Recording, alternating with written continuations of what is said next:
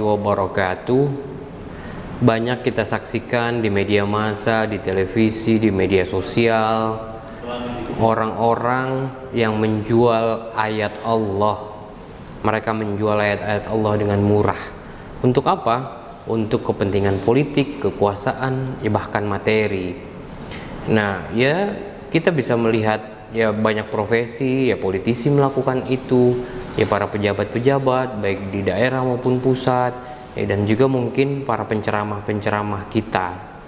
Nah, saya sudah ditemani oleh Pak Ustadz Mukhlisin Aziz. Ya, beliau adalah pembina dari YouTube channel Tauhid Cinta. Sehat Pak Mukhlisin Ustadz? Alhamdulillah ya, sehat. Nah, tadi kan ya saya memulainya dengan apa? Menjual ayat-ayat Allah. Ya, sebegitu murah ayat-ayat Allah dijual apa? Untuk kepentingan tertentu, baik itu kepentingan individu, kepentingan politik, kepentingan kekuasaan, bahkan kepentingan materi. Nah, sebenarnya pernah nggak terjadi seperti ini di zaman Rasulullah misalkan gitu?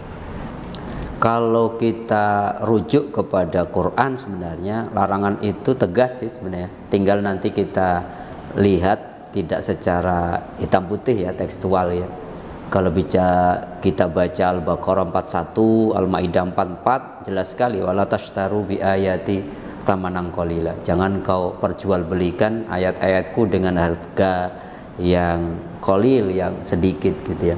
Tapi kan konteks ini kemudian dipahami kadang-kadang bahwa kita misalkan tidak boleh menggunakan ayat itu untuk kepentingan dunia gitu secara hitam putih. Saya kira bukan itu poinnya.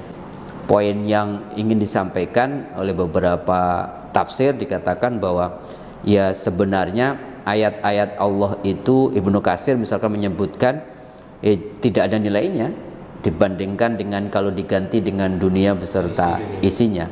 Poinnya sebenarnya jangan kau gunakan ayat-ayat Tuhan itu untuk kepentingan yang sangat pribadi, yang sangat kelompok gitu. Baik itu kepentingan politik, kepentingan ekonomi, bahkan kepentingan dakwah pun juga harus ada kayak semacam batasan-batasan ya. Sejauh mana sih seseorang disebut wala tashtaru bi ayati tsamanan qalil, sampai sejauh mana seseorang dianggap offset, dan ayat 41 Al-Baqarah dan 44 surat Al-Maidah itu. Orang-orang yang menjual ayat itu, apa kriterianya seperti apa? Ya, kriterianya ketika menggunakan ayat-ayat itu untuk kepentingan yang duniawi ansih. Misalkan dalam konteks politik itu kan tahun 2019, 2014 gitu, itu kan betul-betul kental sekali. Politik identitas itu menggunakan ayat-ayat menjelang pemilihan legislatif, pemilihan presiden, untuk partai, untuk kepentingan partai tertentu, untuk kepentingan calon presiden tertentu, dan masjid dijadikan corong. Betul, itu maknanya bahwa kemudian ketika politik itu ditarik ke masjid dan kemudian dilegitimasi dengan ayat-ayat dan orientasinya sekedar mendapatkan kekuasaan, masuk di dalam konteks menjual ayat-ayat dengan harga yang sedikit. Kalaupun kemudian mendapatkan jabatan dengan itu nggak ada nilainya. Artinya sangat jauh dibandingkan kemuliaan ayat-ayat itu. Gitu. Nah, ya kan kita tahu juga bahwa misalkan tafsir itu kan banyak tafsir ya, tentang satu ayat itu multi tafsir. Nah, tafsir itu konon katanya ya sesuai dengan kepentingan atau kepentingan si penafsir. Ya, artinya dengan standar keilmuannya, terus juga dengan ya konteks ruang dan waktunya atau konteks hidupnya gitu. Nah, itu gimana? Ya, kasus Umar bin Abdul Aziz kita tahu ya, zaman-zaman setelah Khulafaur Rasyidin itu kan ayat-ayat betul-betul itu dijadikan senjata untuk kepentingan penguasa. Jadi ulama-ulama yang terkooptasi oleh penguasa, dia akan berikan fatwa-fatwa dengan ayat-ayat, dalil-dalil yang sangat, bahkan banyak hadis-hadis palsu, itu kan hadis-hadis politik. Sampai kemudian Umar bin Abdul Aziz yang disebut Umar kedua karena begitu adilnya, sampai kemudian mengganti di setiap khutbah harus membaca satu ayat innallaha ya'muru bil adli dan seterusnya. Itu karena sebelumnya mimbar-mimbar masjid digunakan ajang untuk melegitimasi kekuasaan yang kalau kita baca sejarah memang agak mengerikan ya, bahwa kemudian kekuasaan digunakan untuk kepentingan penguasa, bermewah-mewah, sementara rakyatnya bergelimang dengan kemiskinan, tapi kemudian dilegitimasi bahwa penguasa itu wakil Tuhan di muka bumi. Di Jawa kan juga begitu ya, bahwa raja-rajanya itu Sayyidin Panotogomo, Khalifatullah fil ard. Itu jargon-jargon agama untuk penguasa itu nggak boleh dikritik, penguasa itu nggak boleh diutak-atik, bahwa mereka itu perwakilan Tuhan di muka bumi. Itu kan membahayakan sekali. Itu berarti para ulama yang memang kemudian menggunakan dalil-dalil agama untuk melegitimasi penguasa masuk dalam kategori menjual ayat-ayat untuk kepentingan, mungkin dapat jabatan, dapat privilege ekonomi, kemewahan dan sebagainya. Dan itu menurut Allah itu harganya sekecil, sedikit dibandingkan dengan kemuliaan ayat Allah. Jadi tafsir itu tidak ada muatan kepentingan sebenarnya. Ya kan orang bisa pakai tafsir apapun gitu yang sesuai dengan kepentingan. Saya sesuai dengan tafsir ini sesuai dengan kepentingan saya gitu. Atau kalau dalam konteks yang lain saya sesuai dengan tafsir B gitu. Iya, memang tafsir kan tergantung siapa mufasirnya kan. Maka kemudian kan banyak, ya iyalah mufasirnya laki-laki, maka tafsir-tafsir itu kritiknya kan sangat patriarkal, maskulin gitu, sehingga perempuan tidak dapat ruang yang begitu ya setara lah gitu. Begitu juga ketika ulama kemudian sudah terkooptasi, makanya kan Rasulullah memberikan warning kalau ulama datang ke penguasa, itu sudah disebut salah satu tanda ulama su. Ini konteksnya dulu karena apa? Sejarahnya terkooptasi. Bahwa hari ini kemudian tidak mesti kita nilai setiap ulama yang datang ke istana mesti jelek. Tergantung apakah kemudian ulama itu punya konsistensi. Ayat walaupun ditafsirkan kan ada batasan-batasannya. Ayat ini tidak bisa kemudian digunakan sekehendaknya untuk mengusulkan kepentingan yang menurut saya ya agama itu ad-dinu wal akal kan. Agama itu akal yang rasional lah. Kemudian ayat misalkan yang terkenal Al-Maidah 51 itu kan betul-betul ditafsirkan bahwa harus gitu ya, pemimpin itu harus muslim, tidak boleh ada tafsir yang lain. Nah itu yang kemudian menjadi problem ketika tafsir dimonopoli, ada kebenaran yang dimiliki oleh satu tafsir dan kemudian menafikan tafsir yang lain. Itu sudah jadi problem kalau di situ.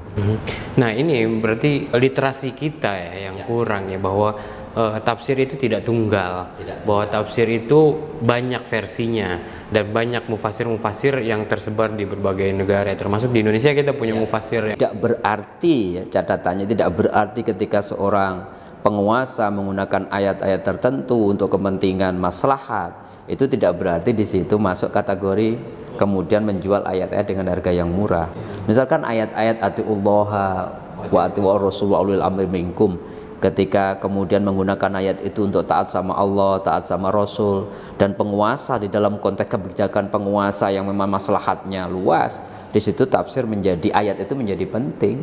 Tetapi kalau kemudian digunakan untuk bahwa kemudian tadi bahwa penguasa itu khalifah di muka bumi, representasi Tuhan, itu kan menjadi tafsirnya yang keliru, tidak ayatnya. Lah menggunakan ayat untuk kepentingan dunia. Jadi poinnya itu sejauh mana kita menggunakan ayat itu untuk kepentingan maslahat atau untuk kepentingan sekedar interest pribadi, interest kelompok yang kemudian banyak mudaratnya.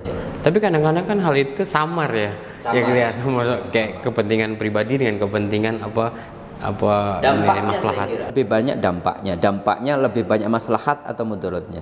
Dan itu kita bisa ukur kan secara kuantitatif. Ya kalau dalam konteks politik misalkan ya jelang pemilihan legislatif, pemilihan presiden gitu.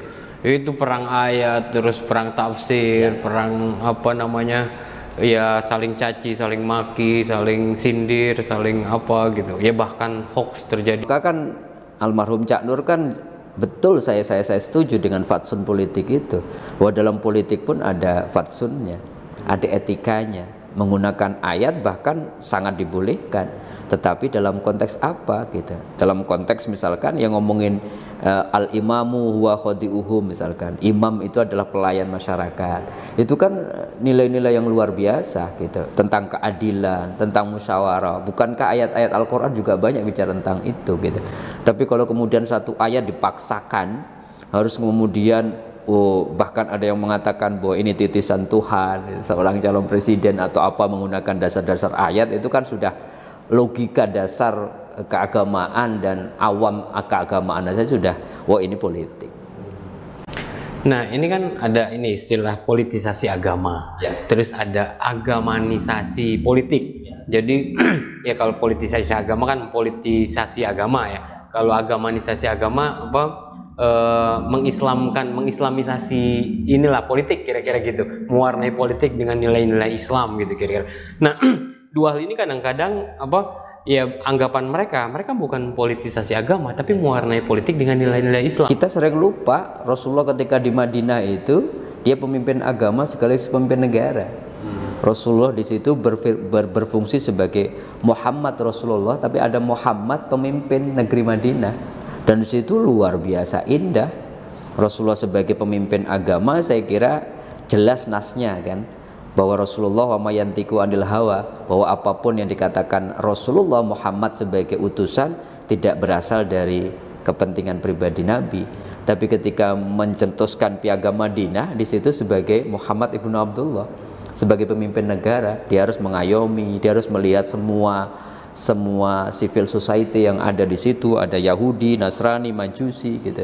Jadi saya kira kalau kita merujuk kepada negara Madinah, itu contoh yang paling faktual secara dalam sejarah, bahwa kemudian tidak apa-apa, kemudian justru gitu masing-masing kita punya kepentingan amar ma'ruf nahi mungkar itu dalam segala bidang. Dalam bidang ekonomi harus gitu memberikan warna agama dalam ekonomi, karena Islam kan lengkap pada sisi value, pada nilai-nilai ekonomi. Misalkan tidak ada yang boleh dirugikan, dalam perdagangan tidak ada yang boleh ditutupi, harus kemudian antarodin dan sebagainya. Dalam politik kan juga seperti itu, pemimpin harus adil, ada musyawarah, ada kemudian tidak boleh kekayaan itu berkumpul pada satu kelompok konglomerasi. Itu kan ayat-ayatnya value-nya banyak, dan itu sungguhnya yang mesti dilakukan.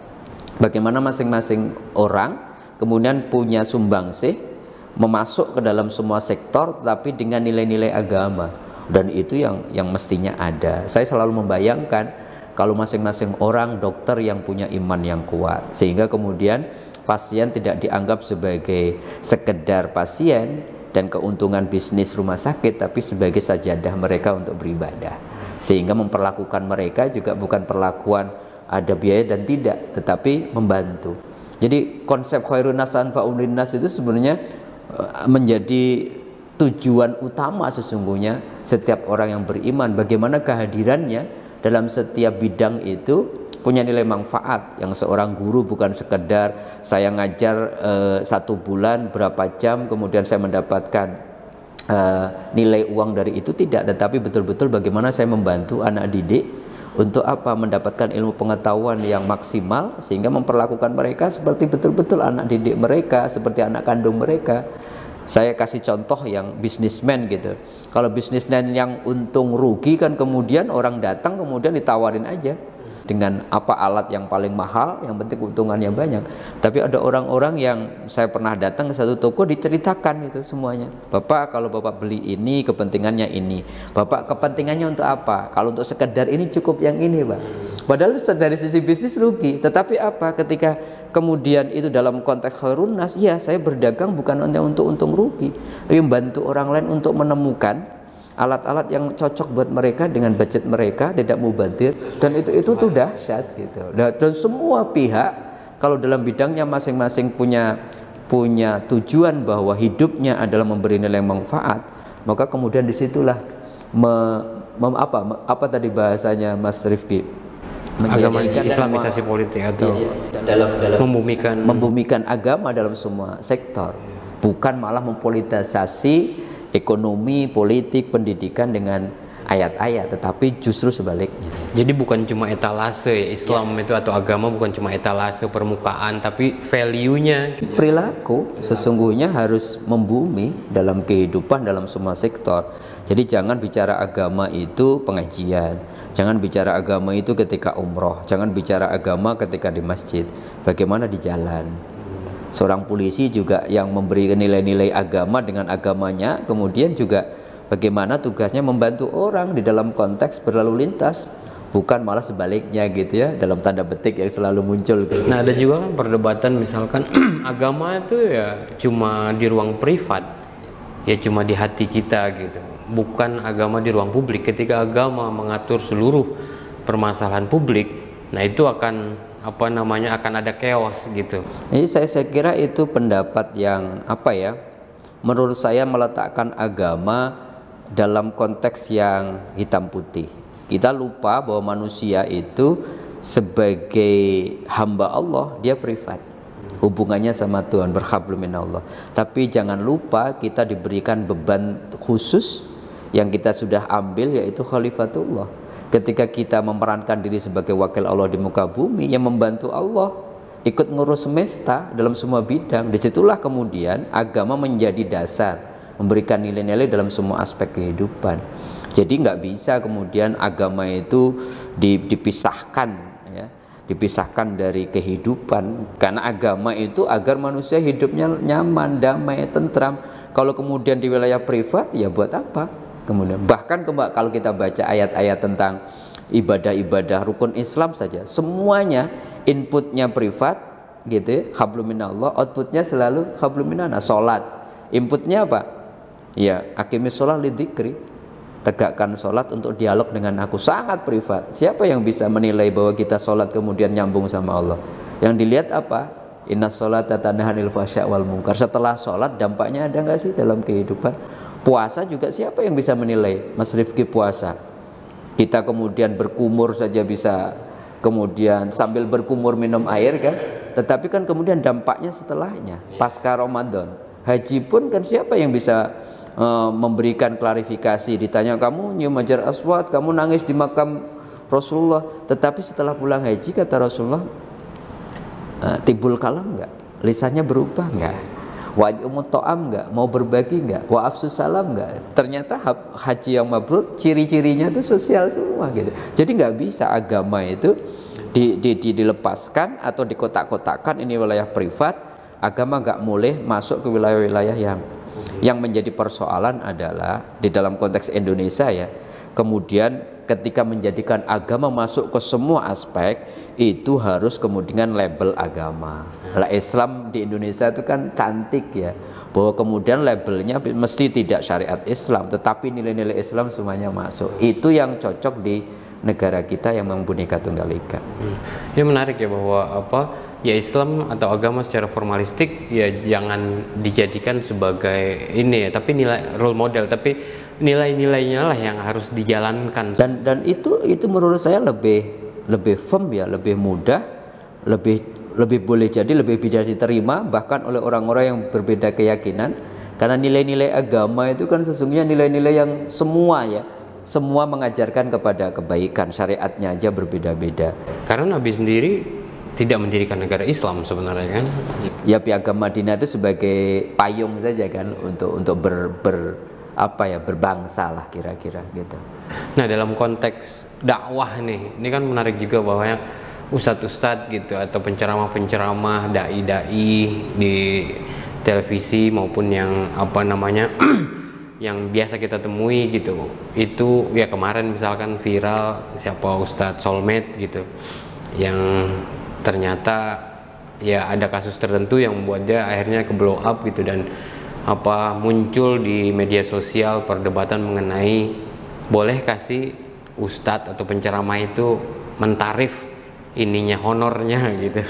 Ya bukankah dakwah itu ya memang ajakan untuk kebaikan gitu, ya pahalanya nanti dari Allah segala macam, bukan kita mencari materi di dalam berdakwah gitu. Itu poinnya, saya kira mencari materi itu poinnya.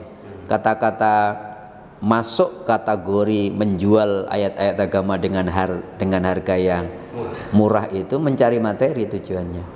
Tetapi kemudian ketika dalam batas-batas wajar, ketika kita mengundang seorang ustadz gitu, misalkan ustadznya di Jakarta harus berceramah di luar kota, di Surabaya, di Sulawesi, ya kemudian kita memberikan transportasi yang wajar gitu ya, dan kemudian sang ustadz juga tidak menentukan tarif tertentu. Kalau tarifnya nggak cocok, nggak jadi ceramah lah. Di situ kemudian kita bisa perdebatkan Kalau kemudian orientasinya sudah beda. Maksud saya gini, ketika menentukan tarif dan ketika tarif tidak cocok, dakwahnya menjadi terkendala, itu menjadi problem. Problemnya di situ. Tetapi kemudian menjadi juga tidak wajar, sangat tidak manusiawi, kemudian suruh ini sendiri, datang sendiri ke Makassar, tiket sendiri, dengan dalih kan ikhlas Pak Ustadz. Ikhlas itu wajar buat saya. Ikhlas itu wajar artinya apa? Dalam batas-batas kewajaran saja. Kemudian diberikan bisaroh lah, orang selalu menyebutnya ya, sangu atau apa, biasanya Ustadz untuk ganti transport dan sebagainya. Tapi kalau dalam banyak kasus kan akhirnya jadi perdebatan karena di blow up oleh media sekarang ya. Akhirnya muncul ketika ada kasus gitu, oh gitu, kok ceramahnya di satu tempat, di satu gedung, bahkan ditiketin. Yang jadi problem kan di situ, tiketnya aja segini, yang datang 10.000, berarti sekian. Kemudian biasanya jadi blow up itu kalau pembagiannya nggak adil lah, mulai terbow up sehingga menjadi wacana publik, sehingga kemudian menjadi pembelajaran kita bersama gitu. Memang godaan tidak hanya dalam konteks dakwah ya, dalam konteks politik juga seperti itu kan sebenarnya. Nah, maksud saya kata-kata tidak boleh menjual ayat-ayat dengan harga yang murah itu saya kira tidak saja dalam konteks dakwah, tetapi mengatakan bahwa ikhlas itu tidak boleh menerima apa-apa juga bukan sesuatu yang manusiawi. Agama itu sangat manusiawi, ada asas kewajaran, tetapi ketika sudah menentukan tarif, kemudian ketika tarifnya tidak disepakati, dakwah tidak terjadi, sudah mulai ada problem. Berarti orientasi Mas Rifki tadi memang urusannya orientasinya rezeki. Karena ya kemudian Ustadz perlu beli buku. Kalau enggak ya enggak ngupdate kan keilmuannya. Mereka juga punya keluarga. Mereka enggak mungkin ke Surabaya jalan kaki gitu ya. Kalau kemudian batas-batas kewajaran, Ustadznya tidak menentukan tarif, kemudian saya kira saling ngerti. Tetapi dalam konteks kalau kita baca sejarah dulu, memang kemudian semangat dakwahnya itu beda sama sekarang. Makanya Syekh Wahbah Zuhaili itu dalam kitabnya mengatakan dulu bisaroh yang namanya seorang dakwah itu selain ghiroh amar ma'ruf nahi munkar tinggi, tetapi negara dengan baitul malnya itu menyelesaikan urusan mereka. Jadi segala urusan mereka, jadi mereka itu tugasnya memang, kan ada orang dalam ayat Al-Quran nggak boleh semua ikut perang, tapi ada orang-orang yang tafaqquh fiddin kan, ya itu dibiayai oleh negara. Kalau dulu dari baitul mal itu tercukupi, mereka beli bukunya tercukupi, anak-anaknya tercukupi, sehingga fokus untuk dakwah. Sehingga kemudian bahkan ditulis oleh Syekh Wahbah Zuhaili dulu muru'ah orang-orang kaya itu ghirah untuk kemudian cinta sama ilmu, sama ulama, kemudian memberikan perhatian sama mereka atas kehidupannya juga tinggi. Nah problemnya sekarang kan enggak, ilmu umum sama ilmu agama itu kok nilainya jauh banget gitu. Kalau ilmu umum gitu mau kursus 1 bulan 10 juta gitu dengan sertifikat, satu sertifikat dijabanin dan tidak dianggap menjual ilmu gitu. Tapi kalau ustadz aja gitu kan kasihan, ada yang guru-guru di madrasah yang kemudian mereka cuma 15.000, masih banyak 30.000 sebulan gitu. Mereka habis itu langsung ke sawah lagi gitu. Jadi bagaimana mungkin kemudian menelurkan anak-anak didik yang kemudian mumpuni secara keilmuan, walaupun selalu saya yakin ada keberkahan di situ kan. Jadi banyak hal yang mesti kita lihat ketika seseorang baru dikatakan mana offset melanggar surat Al-Baqarah 41 atau Al-Maidah 44 yang tidak boleh menjual ayat dengan harga yang tidak pantas lah, yang murah, karena seberapapun materi yang kita dapatkan kalau menjual ayat itu nggak ada nilainya dibandingkan kemuliaan ayat itu. Oke, jadi memang ya sebagai transportasi, mengganti transportasi wajar. Iya wajar. Tapi kalau sudah mentarif atau apa namanya ada standar tarif gitu, mematok harga tertentu, dan biasanya menjadi ketika tidak sampai kepada itu dan akhirnya awal di situ itu problem. Oke. Secara pribadi ya menurut saya sudah jadi problem gitu. Pak Ustadz sendiri kalau diundang itu tarifnya berapa? Bahkan saya membuat orang-orang yang pengen silaturahmi ilmu itu seringkali minta maaf. Karena semenjak 2002 lah kira-kira, saya dulu ya mudah-mudahan tidak riak ya, tahadus bin nikmah aja, saya memutuskan untuk ya Allah saya wakafkan diri saya di dalam bidang dakwah gitu.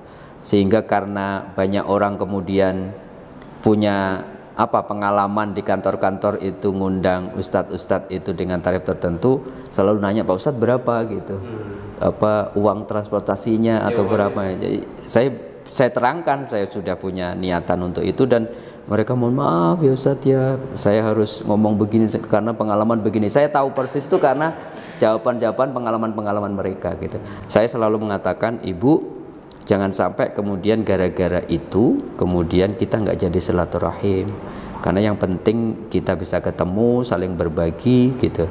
Dan kemudian memang harus ada gini Mas, harus ada tips-tips bagi kita secara pribadi untuk apa? Untuk membuat tadi itu, bagaimana menjaga keikhlasan itu. Jadi kalau enggak kan kemudian pilih-pilih juga gitu ya kan, kita tahu kalau sana cuma segini gitu. Kadang-kadang saya ya dulu ya sebelum ada transfer atau apa gitu, saya bahkan nggak pernah buka. Oh gitu. Yang buka malah orang rumah, jadi saya nggak tahu tuh dari siapa. Untuk jaga itu saja. Sebab kalau enggak nanti pastilah keinginan kita, semangat nih kalau ke sana kesini. Dan itu memang godaannya luar biasa. Godaannya luar biasa karena selalu muncul itu. Berapa Pak Ustadz gitu kan, jauh gitu dari sini ke Banten gitu, monggo aja deh pokoknya gitu. Tapi kan dengan monggo aja itu kan harus siap juga kita gitu, dengan keikhlasan kita, bismillah gitu. Jadi yang penting pokoknya sikapnya alhamdulillah aja, akan lebih mudah. Jadi pernah mungkin beberapa kali atau ya sering jangan nggak dibayar. Nanya itu sering. Dan nggak dibayar. Kalau di tempat-tempat yang kita tahu sahabat kita atau memang lagi bangun pesantrennya untuk dakwah gitu, malah kadang-kadang kita yang berbagi kan gitu, ngajak bareng-bareng di situ dan segala macam. Itu kita kayak semacam punya kode etik lah teman-teman gitu. Luar biasa ya, terima kasih Pak Ustadz atas waktunya.